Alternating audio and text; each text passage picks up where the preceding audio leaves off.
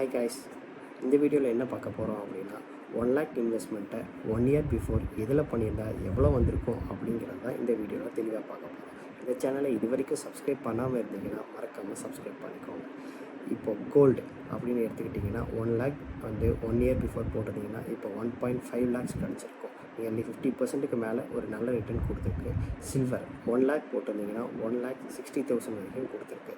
கோல்டை கம்ஃபர்டபுளாக பீட் பண்ணி இந்த இயரோட பெஸ்ட்டு பர்ஃபார்மராகவும் சில்வர் ஆகிருக்கு.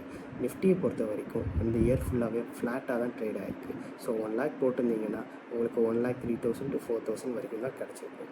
நெக்ஸ்ட் எஃப்டியில் வந்து 1 lakh போட்டிருந்தீங்கன்னா 7% இன்ட்ரெஸ்ட்னு எடுத்துக்கிட்டால் கூட 1,07,000 வந்திருக்கும். பட் இன்ஃப்ளேஷனே வந்து நமக்கு 6% ஆகிறனால உங்களுக்கு 1,07,000 வந்தாலும் இன்ஃப்ளேஷனை கூட கரெக்டாக பீட் பண்ணலங்கிறது தான் உண்மை. அதை விட லாஸ்ட் ஆப்ஷனாக வந்து பிட்காயினில் 1 year பிஃபோர் 1 lakh போட்டிருந்தீங்கன்னா இப்போது உங்களுக்கு 2,06,000 ஆகியிருக்கும். இதுக்கே ரொம்ப ஹையஸ்ட் ரிட்டர்ன் பார்த்தீங்கன்னா பிட்காயினில் தான் வந்திருக்கு. அதே அளவுக்கு ஹையஸ்ட் ரிஸ்க்கும் பார்த்தீங்கன்னா பிட்காயினில் தான் இருக்குது. ஸோ என்னை பொறுத்த வரைக்கும் நீங்கள் இன்வெஸ்ட்மெண்ட்டுன்னு எடுத்துக்கிட்டிங்கன்னா கோல்டில் போடலாமா, சில்வரில் போடலாமா, இல்லை நிஃப்டியில் போடலாமா, இல்லை நான் சேஃபாக போகிறேன்னு சொல்லி எஃப்டியில் போடலாமா, இல்லை ரிஸ்க் வந்தாலும் பரவாயில்ல பிட்காயினில் போடலாமா அப்படின்னு கேட்டிங்கன்னா எல்லாத்துலேயுமே டைவர்சிஃபைடாக போட்டிங்கன்னா நீங்கள் சேஃபாகவும் இருக்கலாம், நல்ல கெயினையும் பார்க்கலாம்.